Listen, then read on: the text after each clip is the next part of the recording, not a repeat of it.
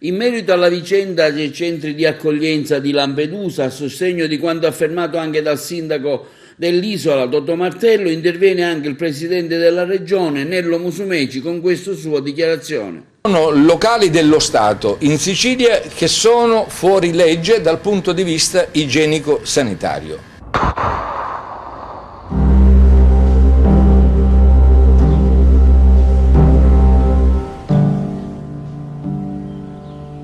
Io sono intervenuto per dire che i centri di accoglienza, si fa per dire accoglienza, per i migranti in Sicilia, cioè nella mia regione, dove io ho il dovere e il diritto di esercitare la mia vigilanza, non sono assolutamente adeguati a poter ospitare 3, 5, 7, 900 persone. Si tratta di locali squallidi, inadatti, e quindi io non posso girarmi dall'altra parte come ha fatto lo Stato. Abbiamo soltanto rivendicato il diritto sacrosanto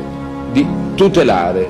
la salute dei siciliani e di quelle persone che vengono reclutate, concentrate, ammassate negli hotspot